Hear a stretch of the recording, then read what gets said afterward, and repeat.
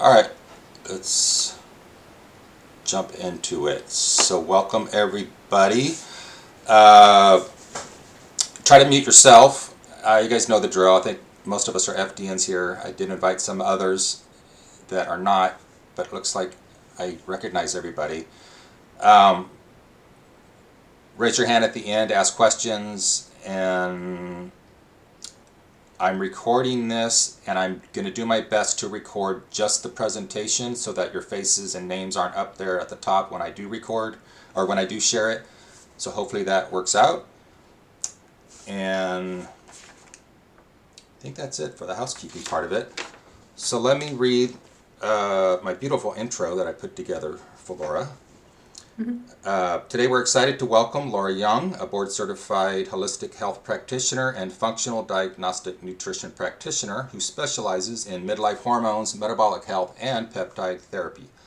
Laura combines her background as a high school math and health teacher with advanced training in functional health to help women navigate midlife challenges, including weight loss resistance, hormone imbalances, and metabolic health concerns. After experiencing her own struggles, despite doing everything she thought was right, Laura discovered the power of functional lab testing and personalized health strategies. That experience transformed her health and inspired her mission to help other women uncover the root causes behind their symptoms and reclaim their vitality. Today, Laura works with women across the country using a test, don't guess approach, helping them uncover root causes and create personalized plans that restore energy, confidence, and long-term wellness. In addition to her client work, she trains health practitioners on the safe and effective use of peptide therapies through her peptide certification program and coaching community. Please welcome Laura Young. Hi, everybody. I feel like I'm talking to all my people because y'all are FDNs, so that's cool. Happy to be here. Thanks, Russ, for having me. We're going to jump right in. We'll leave some time at the end for you to ask some questions. This is going to be a foundational review. Just what peptides are. We'll go through the agenda, but let me first thanks, Russ, for the great introduction. I have been an FDN for a few years now. I used to be a math teacher, a high school teacher, and I taught health as well, which was really cool. I've had a couple different hats until I really got into peptides for myself around 2022, 2023. And then that's when I started really developing it into use in my own practice as well. And it's transformed into something really, really cool. So I'm also an author. I wrote a book called Trial and Mostly Error. It's a book about my life, which has mostly been error. And, and so we all have to try things before we fly. And it's just like a little blurb. So that's been that. I'm a mom of three. I live in Michigan. It's hot here today, too. I'm actually at a pool day with my kids. So hence my sunglasses and my braid. But anytime I can talk about peptides, I am pumped to do so. So, what's today's agenda? We're going to talk about what peptides are, how they work, a brief history of them, because these are not fringe compounds. They have almost 100 years of clinical use behind them. And we're going to trace the GLP-1 story because that's what like the door most people walk through before they get here. And then we'll go beyond that to weight loss, into recovery, sleep, immunity, cognition, longevity. And we're going to close with the peptides coming into clinical focus this summer, which is like super duper exciting. All right, so let's define our terms. A peptide is a short chain of amino acids. Think anywhere from 2 to 50. They link together by a peptide bond to do very specific biological jobs. So your body makes thousands of these every single day. They are signaling molecules. They carry targeted instructions between specific cells and tissues. The analogy I like to use is a text message versus a loudspeaker. So a broad hormone is a loudspeaker. It announces something to the whole entire body. A peptide is a direct text message to one person. That precision is the whole point, and that's why peptides have become interesting and used therapeutically. All right, so here's my most intuitive kind of analogy here. Okay, so amino acids, these are bricks. There are only 20 of them. They're the universal building material for everything our body assembles. The peptide is what you build. And here's the key sequence. The order you snap the bricks together determines the final shape and determines the final function. So like my kids, this is literally where I got this, but my kids making Legos because like my son could take the same bricks and make an airplane and he could also make a boat. Do you get what I'm saying? So a peptide for tissue repair and a peptide for appetite regulation can be the exact same raw material assembled completely differently and produce completely different biological outcomes. Same brick, different build, different results. Let's be precise because I know this group of practitioners is going to hold me to it. Size is the simplest dividing line. Peptides are 2 to 50 amino acids. Proteins are 50 plus. And they tend to be structural, enzymatic, or transport molecules, like hemoglobin, for example. So insulin sits right at the border here around 51, which is why you'll kind of see it be called both a peptide and a hormone. Okay? Hormones are a functional category, not a size category. So the cleanest way to say it is many peptides act as hormones. Insulin and oxytocin are peptide hormones, but not all peptides are hormones, and not all hormones are peptides. So it's kind of like a little bit different. Cortisol and estrogen, these are hormones, but they're steroids. They're not peptides. So peptides and hormones overlap, but one isn't simply a subset of the other. Because I do get that question a lot. Like, are peptides hormones? Are they acting as hormones in the body? So I just wanted to make sure that that was differentiated. There are smaller chains of amino acids, like 1 to 4, and those are called peptide bioregulators. I didn't put bioregulators in here, but that's what we really have a lot of human data on, like hundreds of years in Russian literature, on the peptide bioregulators that are just like 1 to 4 amino acids strung together. And those are all taken orally because they can transport through the gut and they won't get broken down. They're very tissue specific. So if you are familiar with something like a glandular, or a product that is going to be helping a specific gland in your body, bioregulators are kind of like that. They're very organ specific. All right. How do they work? Mechanistically, most peptides work like a lock and key. You've heard this a lot. Like they bind to a receptor, it goes on the cell surface, it triggers a cascade inside the cell, it changes in gene expression, enzymatic activation, protein synthesis. The specificity of the key is what gives you the targeted effect. And look at the range of systems peptides regulate. They regulate metabolism, tissue repair, inflammation, immune, sleep, mood, cognition, sexual health. That breadth is exactly why this is a therapeutic modality and not a single drug. Okay? So, here's a brief history. So I want to kind of push back on this common assumption that peptides are new. They're like a wellness trend. They're not. Oxytocin's effects were identified in 1906. Insulin was isolated in 1921 by Banting and Best, the first peptide hormone used as a drug, and it transformed diabetes care overnight. In the 50s, I can never say his name, Vigneaud, synthesized oxytocin, and he actually won the Nobel Prize for it. Then in the 1960s, Merrifield solid phase synthesis made peptides manufacturable at scale. That's the technique that opened the modern industry. So from the 90s onward, you get growth hormone releasing tissue repair peptides or growth hormone secretagogues. Compounding starts playing a really bigger role in that. And then in the 2010s, the GLP-1 kind of come onto the scene, which is where most of today's patients first heard the word peptide. But we have nearly a century of clinical history here. What's new is the access and the breadth, not the science.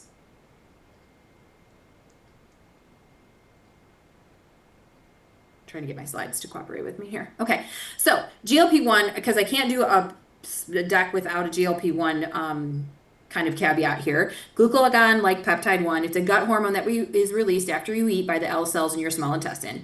It was discovered in the 1980s and studied for blood sugar and insulin secretion long before anyone imagined it as a weight loss phenomenon. It's pretty much people started taking it and they're like, they saw the side effect of weight loss. So in 2025, semaglutide, Ozempic in 2017 with cardiovascular benefits really emerging here. And then Wegovy hit the scene in 2021 as the inflection point for weight management. And then tirzepatide, bringing a dual GIP-GLP-1 mechanism, really broke the scene. The reason this mattered so much for compounding is simple. Branded brand name shortages in the 503A and the 503B like pathways that we have for compounding pharmacies. 503B means bulk. So those compounding pharmacies can make bulk drugs. And 503A is very patient specific, and those are usually regulated by state boards of compounding. But it opened up a lot of doors because the compounding lab practitioners do some more individualization, because compounding pharmacies really focus on individualization in all of their different drug formulations, right? Because they're saying, okay, you need this carrier, you need to dose it this way, more than like the standard FDA protocols. So when we're talking about FDA approved like brand name GLP-1 therapies, they do not let you dose them how you want to dose them. They're going to come in a pre-dosed pen for all of the clients or patients that you have, and that's the dose that they're going to have to be on, and you can't titrate slowly or be on a lower dose because there's standardization in the FDA approved medications. But weight loss opened the door, and I think it got a lot of people's attention, obviously, but it was never really the whole story. GLP-1 introduced millions of people to the therapeutic benefits of peptides, but once you see peptides as a modality, the map gets a lot bigger. So metabolic and mitochondrial support, muscle performance recovery, repair, immune modulation, sleep, longevity, cognition, sexual health, each of these categories has peptides with real mechanistic rationale behind them. And I have some of the examples listed on this side. So I kind of categorize peptides in specific categories, but some of them belong in a couple categories. So here's where things are kind of shifting. The regulatory landscape. Let's talk about that. An FDA-approved product is a fully vetted for specific indications. There's standardization in the manufacturing. It's assessed as a commercial pharmaceutical product. And then second to that is compounded, right? That we talked about, prepared by a 503A, 503B pharmacy for individual patient needs. On a practitioner's prescription, obviously these both need prescriptions, regulated under state boards for federally compounding law. Third is the research grade formula, manufactured and sold by labs or research chemical companies. These are not really evaluated for human safety, purity, or efficacy in some sort of legally distinct pattern. Okay, so what you're getting online from a research chemical company may or may not be good. We don't know.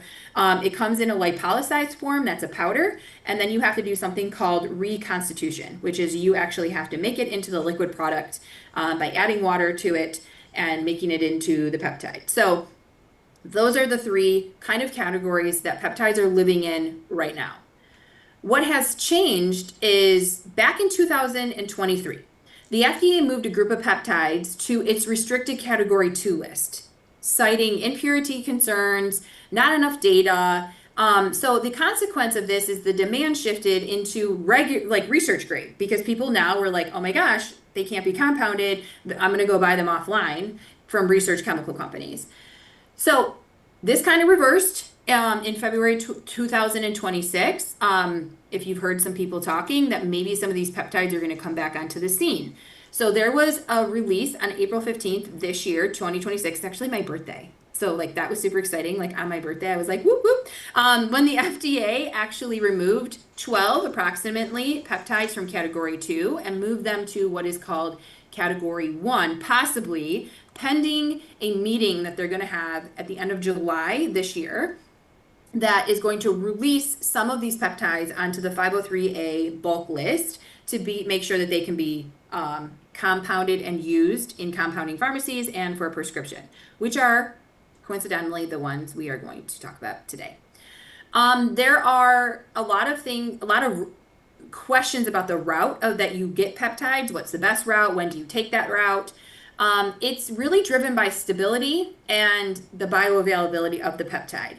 The reason why you can't take oral insulin is because it's 50 amino acids and it's too big. Your gut will break it down and it won't. Like people who are diabetic and have to take insulin, they have to inject it, right? The reason that you can take bioregulators, those 1 to 4 amino acids orally, is because it's not going to get broken down. It's such a small chain of amino acids. Well, the most bioavailable is going to be an injection of most peptides. Oral mostly gets degraded by gut enzymes, your stomach acid, all of that, which is fine if we're targeting the gut and it's like for the gut. then I would take them orally. If it's something you want systemic, I would recommend an injection. There's also nasal sprays, those that can cross the brain blood-brain barrier. I can never say that, and get where it needs to go. And deliver towards your central nervous system and stuff like that. I've also seen sublingual strips, troches, and I've even seen eye drops. So I think modalities are going to shift as we get more compounding access and people need more things.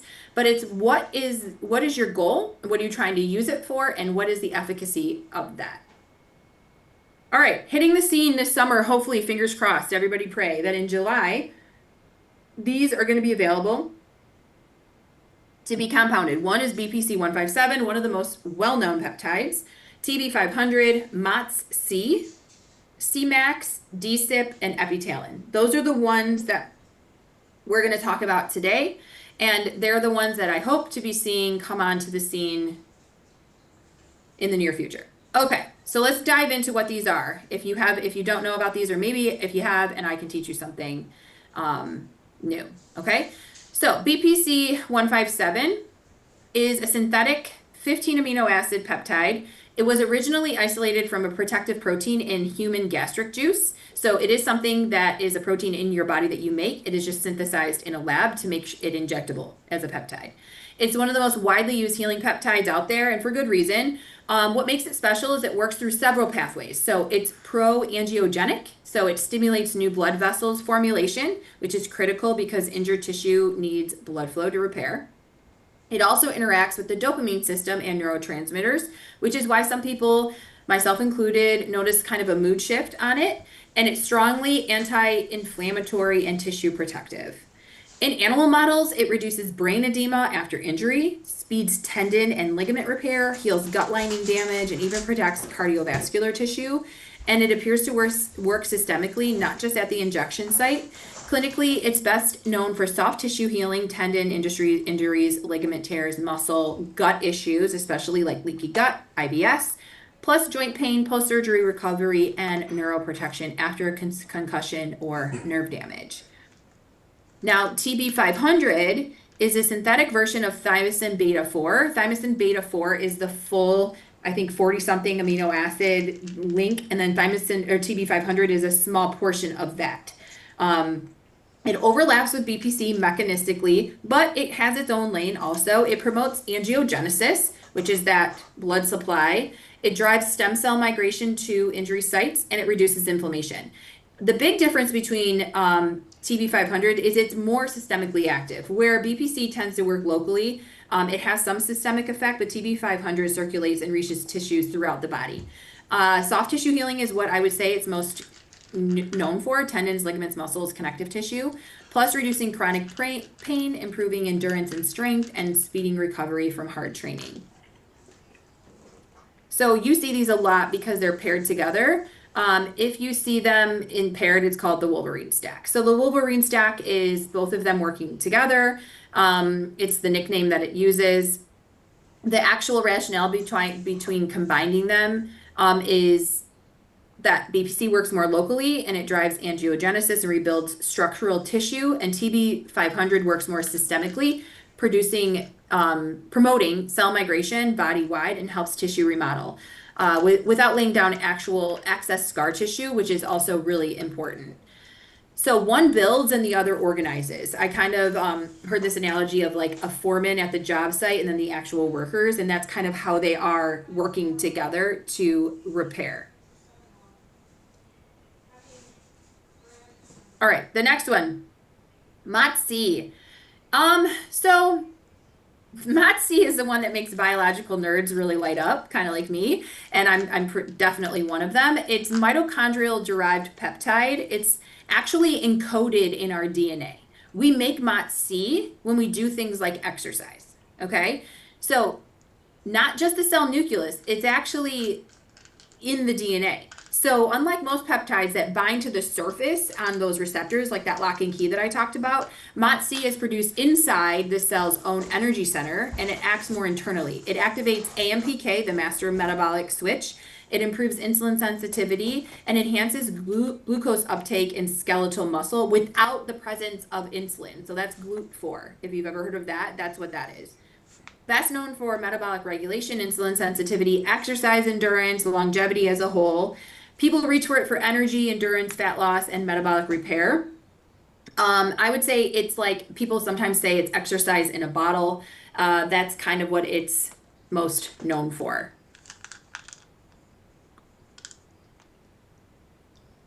The next one is cool because it's not working on the metabolism and the healing like the last two that we talked about, but it is CMAX, okay? And it is a synthetic analog of ACTH fragment. It was developed in Russia and used clinically in Eastern Europe for decades. The mechanism is what makes it interesting. It actually modulates BDNF. What BDNF stands for is brain-derived nootropic factor. The biohacking crowd names it Miracle Grow for the brain. It doesn't stop at one target. It also influences several neurotransmitter systems at once: serotonin, dopamine, norepinephrine. It acts as a brain-specific anti-inflammatory, increasing synaptic plasticity and neuronal growth, and has antioxidant properties. And it's not like caffeine, where it's going to be like spiking your cortisol or make you feel wired. The benefits people describe are like more sharp, like sharper memory, focus, and learning, neuroprotection against oxidative stress, and steadier mood and stress tolerance. It's given by nasal spray. You can also get it as an injection. One caveat I want to say, if anyone's looking at a nootropic, and I see a lot because I specialize with midlife women, I see a lot of people reaching for this because people have brain fog. And a lot of women are like, I want something for my brain fog. If your hormones are not optimized, the brain fog isn't going to be healed by a nootropic. So we want to make sure we are hormonally optimized, especially in that menopause, perimenopause type state, before we are putting in any kind of nootropic to maybe help something like brain fog. So I see people do that a lot. All right, KPV, I love this one. It's one of my favorites. It's a tripeptide, so I guess it's kind of a bioregulator because it's lysine, proline, and valine. It's from the melanocortin family, the same family as melanotan 1 and PT141, if you've heard of those peptides. It works completely differently though. So melanotan 1 actually makes your skin like tan. It's kind of weird. And then PT141 is for sexual and function and libido. It's actually a kind of a separate area from that. It's working on inflammation.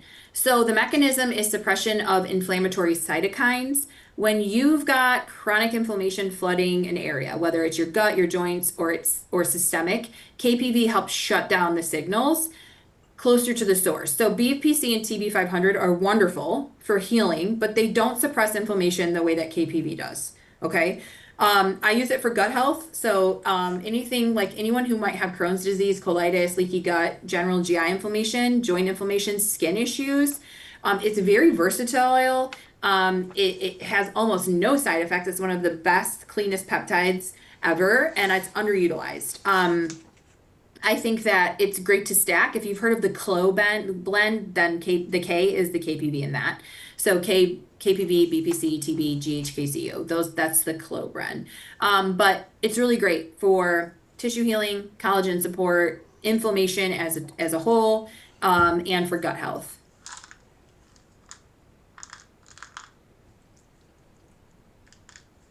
All right, DSIP. This one's really cool, okay?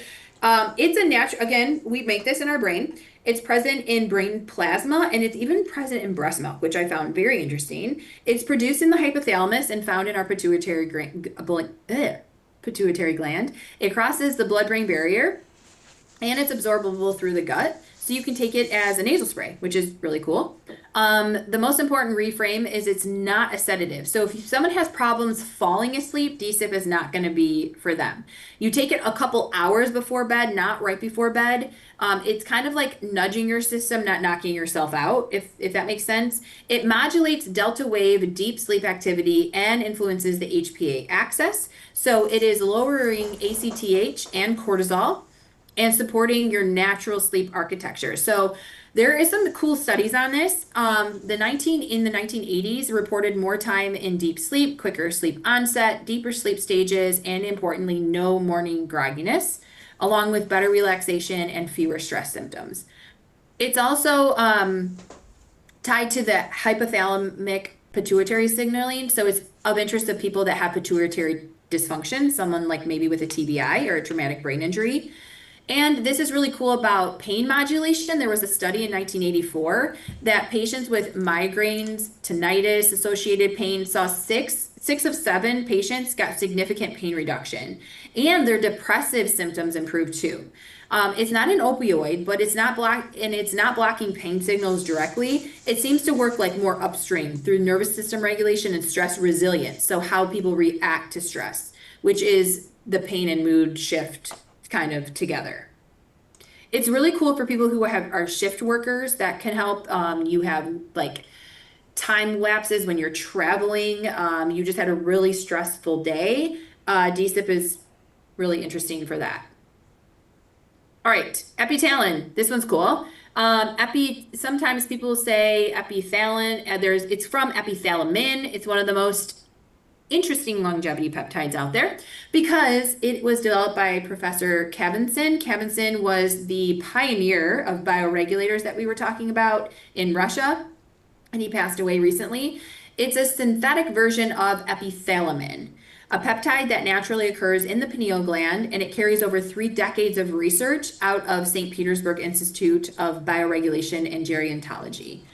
The mechanism is what makes it really special. So telomeres are the protective caps on the end of your chromosomes. If you think about like a shoelace, that like plastic that's on the end of the shoelace, and they shorten every time the cell divides. And when those get too short, cells stop dividing and you age.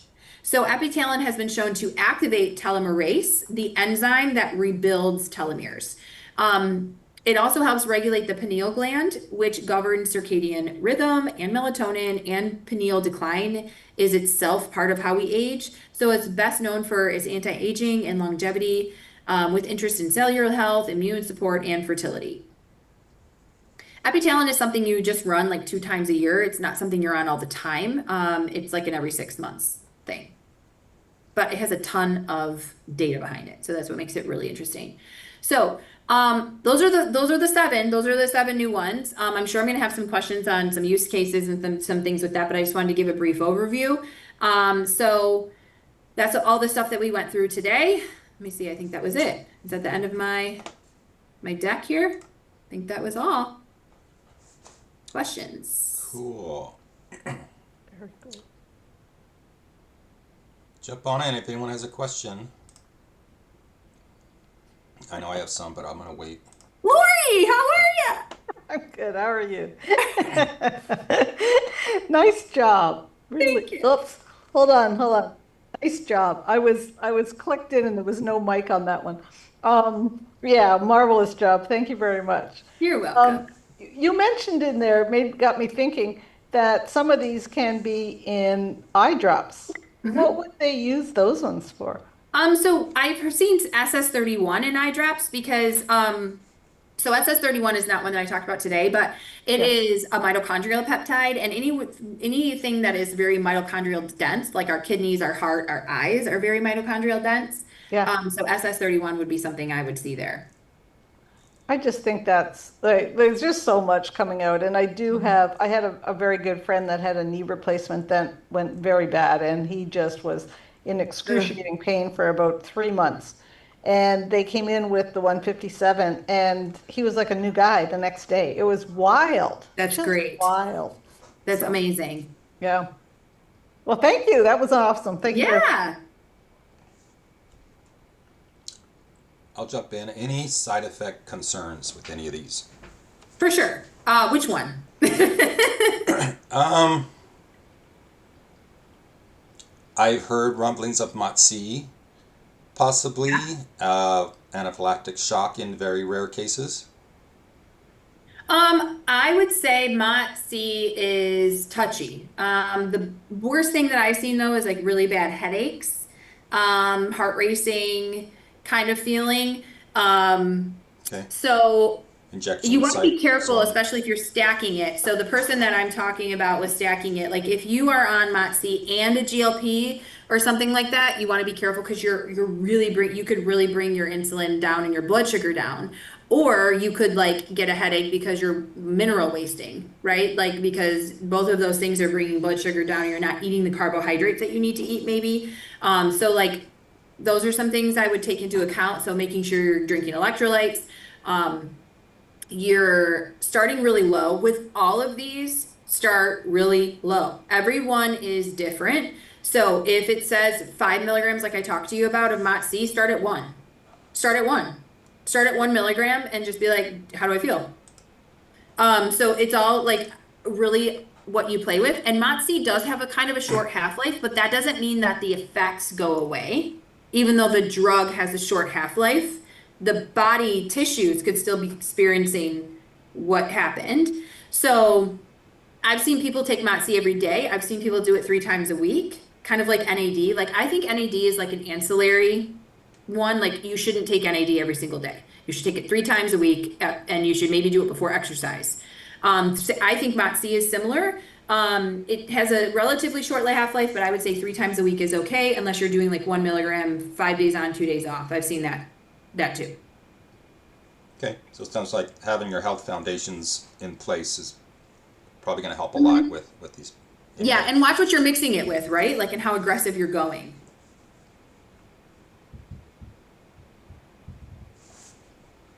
Share my website and contact info. Sure. I got shut on social media, y'all. So they don't like me talking about peptides. So I don't have a personal Facebook or Instagram currently, and I'm giving it a little bit because they told me not to create a new one or else I'm going to get flagged again. So you can email me and I'll give you my website too. I'll put that in the chat. I do have a course. I forgot to say this. I do have a peptides course. Gmail.com, sorry. I do a peptide course. That's a certification course. So you get CEU hours if you want them. And it has a lot of content and resources in it. I also have a private Peptides for Practitioner group. We meet once a month, and I put on a slide deck on new things that are coming out, or I put together something like a lesson that I do for about 20 minutes, and then we open it up to an Ask Me Anything forum. So if you're working with clients or you're doing any kind of work with yourself with peptides and you want like personal guidance on some things, that's a great group it's a group to join. A lot of people are FDNs in that group. I also have nurse practitioners. I have people who own aesthetic places. I have all over the country. Some work for compounding pharmacies. Some are PAs. So some are nurses. Just a variety. Oh, I have to put my website too. Yeah, please put a link to your course. I guess that's your website. Sure, this is my website, and I'll put a link to my course. Let me go grab that while people are thinking.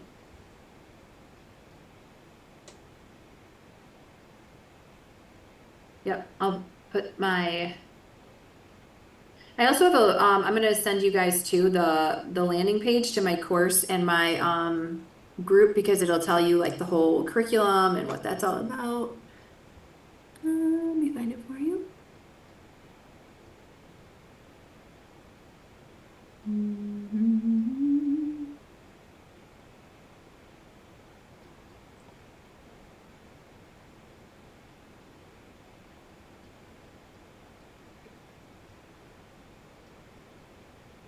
What else do you guys got? There are some questions in there. I'm not sure. I was kind of. Did you? If you answered these. Go ahead. You can read them to me if you want. NAD should not be taken daily? Question mark. No, not in my opinion. Yeah. How do we get information on the group? I think you just shared that. Do non-licensed FDNPs have access to peptides for clients? Yes. There's a couple different avenues to do that, and there's a ton of places that are popping up online. They are, this is the group, and they're popping up online. They're like telehealth companies. I'm sure everyone here maybe has heard of LEMD. I'm not really a fan of LEMD because they're a multi-level marketing facility. But there's other places that are like that. One's called Live Health. One's called Asher MD. These are all like, I guess, places that are like the central repository that you can order through, and there is a medical doctor who's doing the prescription. You take care of the payment and the client and all that. You can bundle it into your packages, and they ship it from licensed 503A compounding pharmacies to your clients. So that is something that you can incorporate into your business model for sure, legally. I also do partner with a PA, so that's just personally what I do. So she can prescribe for my clients too.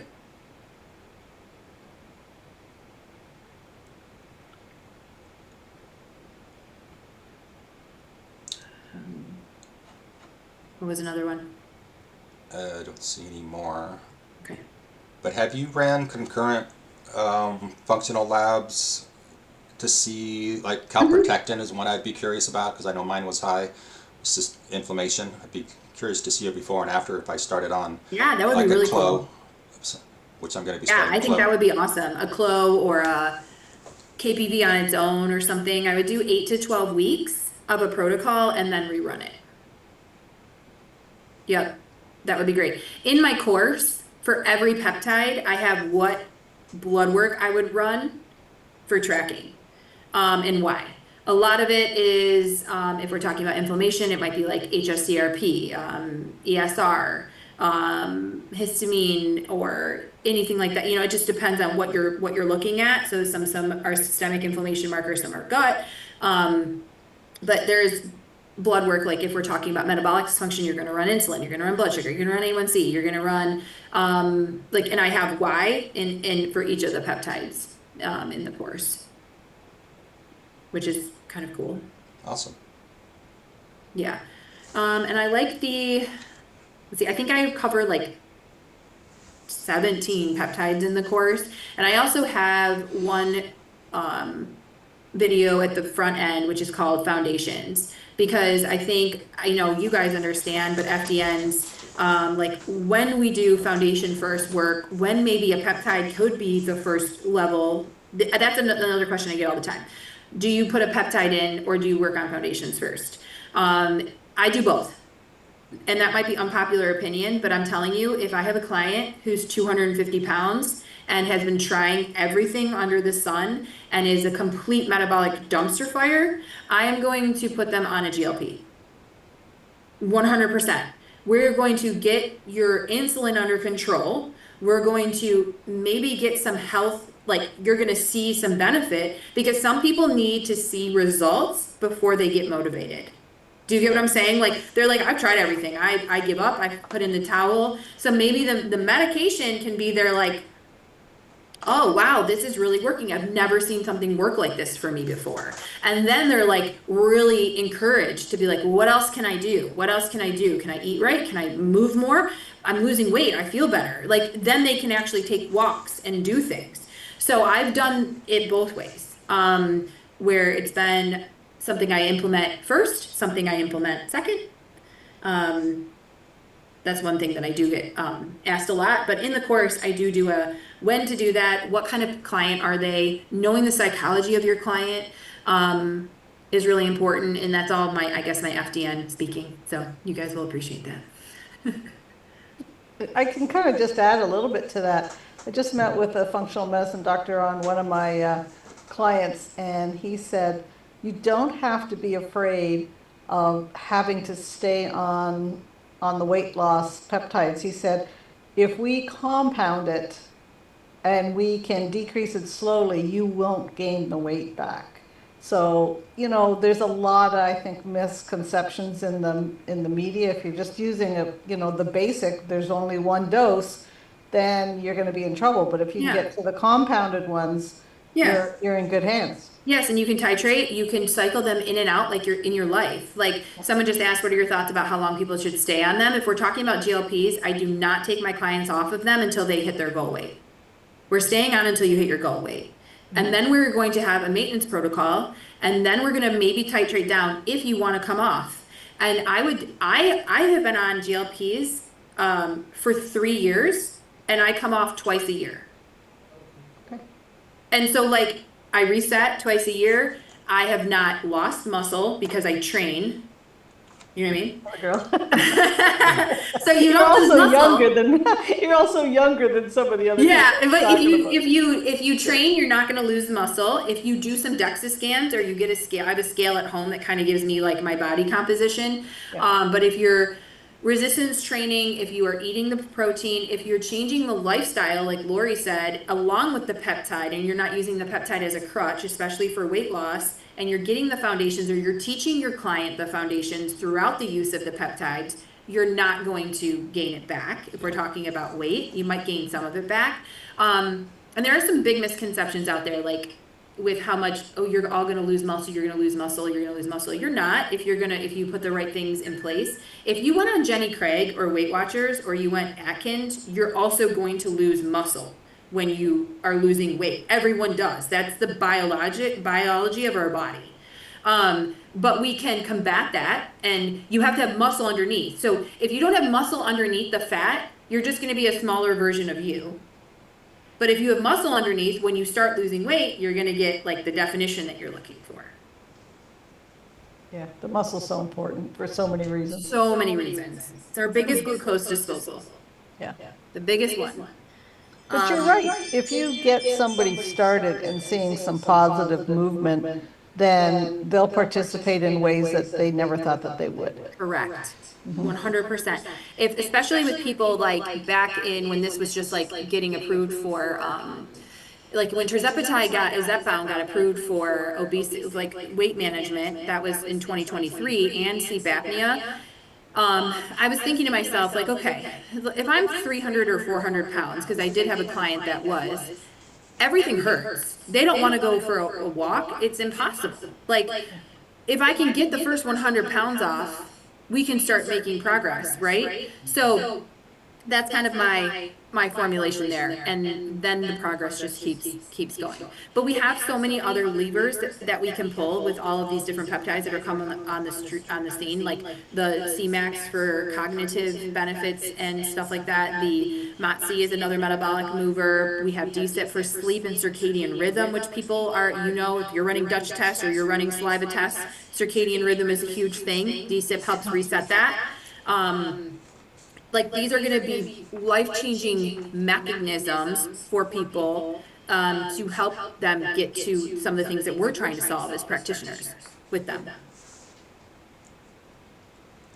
So for sleep Oh, you're sleep Sorry. onset, you talked about DSIP not really helping you quiet the brain initially, but is Selenk one of the ones that could probably help with that? Because I have a terrible time getting my mind to settle down. Your mind to settle down? No, I wouldn't take Selenk at night. Oh, okay. VIP can sometimes help. VIP is really cool.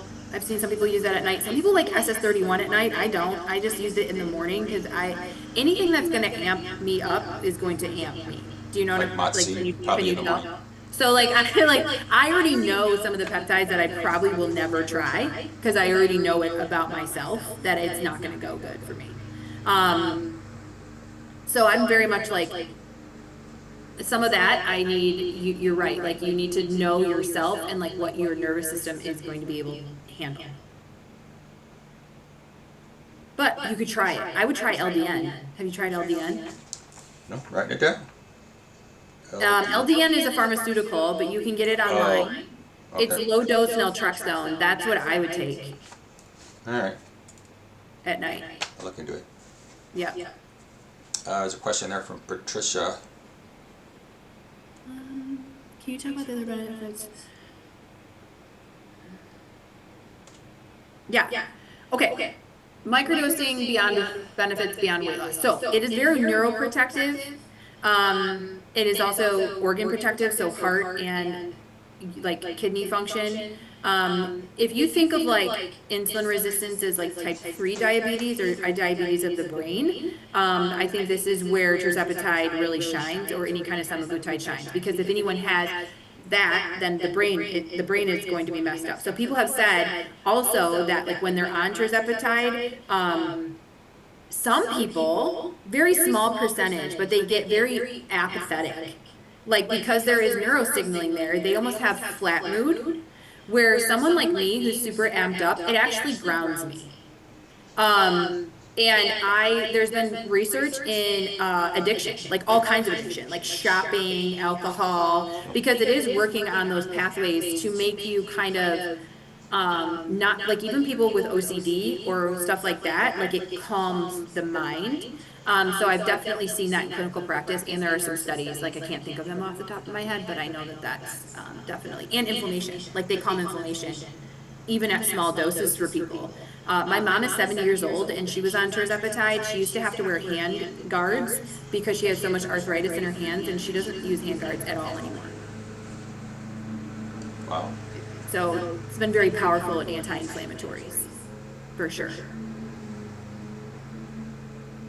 Yeah, I did hear something the other day about benefits of Alzheimer's, a little bit of reduction from Alzheimer's from taking one of the GLP. I don't know if that's all the GLPs or some or Right. Retta, Yeah. but Yeah. I mean, that makes complete sense of How things does that it are make doing sense? in your brain. How does because of the lowering blood sugar kind of thing? Yeah. Yep. That makes complete sense. And then also like Cmax, Selenk, Dihexa, some of these nootropic like brain peptides are like approved drugs in Russia. Like they are approved as medications for traumatic brain injuries, stroke, Alzheimer's, and Parkinson's. And all of that is like they're actually like considered food supplements, some of them that are taken over in Europe all the time. So that and like cerebral is another one. That one's been heavily researched in stroke patients, and it's used as a medication. And it's like we don't have it here, and it's like fringe or something. But like there's a lot of data in Europe about it. Oh, I saw another question.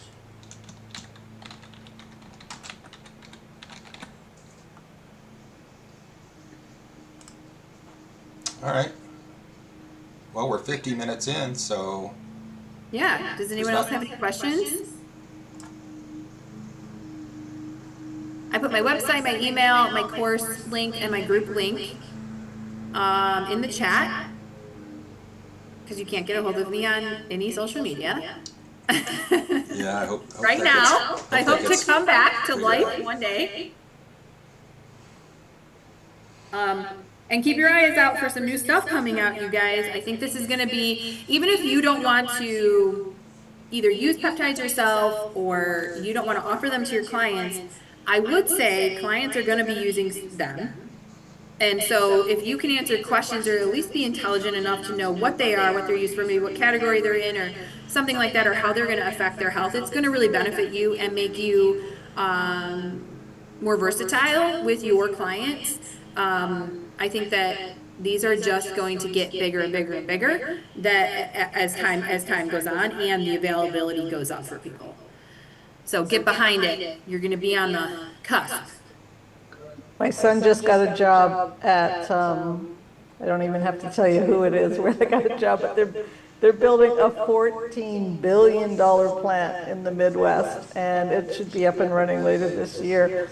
He's in quality control, and then they just announced another plant to building. So peptides are really, they're here to stay, so we really do have to jump on. Mm-hmm. Ooh, I like that. Give me some of that money. Yeah, they pay them all well too, so. That's really cool. I mean, I'm glad. I think the FDA is going to be pissed, but it's fine with me. Laura, your collective on the website, it says $37. Is that like per month? Per month, yes. And is it So- like one thing a month or? Yep. What that includes is the one live session with me. You also get messaging access to me. So if you have questions throughout the month, you can message me. And then you get all of the recordings and slide decks in a live resource library. Okay. Yep. And we talk about things like, let me think about the topics we've done over the last few months. This month is this Thursday coming up. Oh, and if you buy the course, you get 1 month free. So you can check out. So if you buy my course, you get 1 month of the membership free if you want to come and see what it's like. But we do topics like for February, we did like sexual peptides, like because it was Valentine's Day. Yay.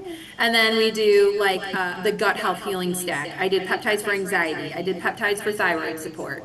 I'm doing GLP-1 and digestion this month. I'm going to do a deep dive on LDN because I love LDN. And then we do like, I do like different topics and slide decks on those topics, and you have access to that resource library. You can print them, use them to study, and then you can ask me anything on the live call. If you can't be on the live call, the recording is always posted, and you can submit questions beforehand that I will answer live also. And is this just for practitioners or pretty much just anybody? Yep, just for practitioners. Most of the people are FDNs. Like I was saying, I have some nurses, and I have some, yeah, I have some nurses and some RNs and some NPs and PAs and stuff like that as well. Are you allowing FDN trainees or do you gotta wait till you graduate? Sure. You guys can come on. Come on. Come on. Come to the other side. Yep. Do you happen to have a newsletter or anything, since we're not able to see any updates on your Facebook or Instagram? Yeah, actually, let me send you that so you guys can set, yeah, that's a good idea. We can follow you at least without Yeah, you can, yep. stay in newsletter touch. Goes out and I do a lot of informational stuff in there. Let me send that to you guys. And then you can just put in your email address and you'll subscribe. So then you'll be on my list. Yeah, since you mentioned LDN, like Patricia just did, now I'm really curious. It's awesome. You're gonna go down a rabbit hole. You're gonna listen to all the things. Try not to Go take down any the rabbit hole, make pharmaceuticals, it happen. LDN's been very popular in the past, so for a number of things. I can't remember them all, but I have had a lot of people on them. It's amazing. And what would be some more of the benefits? It's very anti-inflammatory. So at high doses, here it is. At high doses, it's used for opioid dependence. So it's going to get someone off opioids at like 500 milligrams. At like half a milligram to 4 milligrams, it acts like a completely different drug. So it's really just very anti-inflammatory and it helps you sleep. So it blocks the opioid receptor and it initiates a feedback loop for your own endogenous endorphins to kick in, and that happens over like a 3-hour period. So you do that at nighttime, and then by morning you get all of the benefits. Some people it gives for the first week it might give you some like wild dreams, not bad dreams, but like vivid dreams, and then that usually goes away. And then some people, I would say 10% of people don't do well with it at night, and they have to take it in the morning. I would always start at half a milligram and then work your way up. 4 milligrams and below is like the low dose of the low dose naltrexone. It only goes up to 4 milligrams. I say the sweet spot is anywhere between 1 and 3 for most people. All right, I'm going to ask my doctor about it. Yep. And you can get it at compounding pharmacies. It's super cheap. You also can get it just by yourself. Go out to AgelessRx, like agelessrx.com, and you can order it yourself for like $70. Ageless? I haven't heard of that one. Mm-hmm. Ageless RX. You can just order it yourself. It's like $70. Okay. Mm-hmm.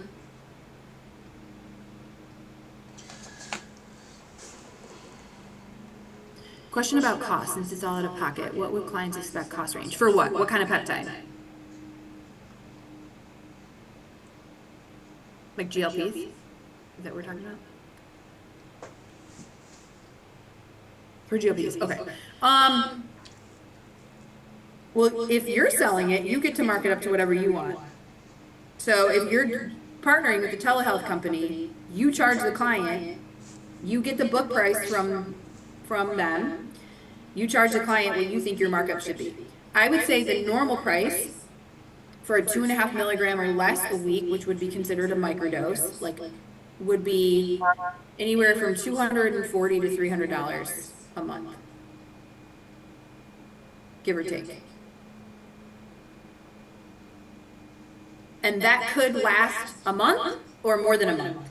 So if you think about it, if you got a bottle of medication, it's all by the milligram too. So let me give you guys like a little, before we hop off, let me give you a little lesson. Let's say the bottle was 10 milligrams. and they're only doing 1 milligram a week, that's 10 weeks of medication. So microdosing is very advantageous because there's a ton of benefits, and it's very cost effective because your one bottle is really a 3-month supply.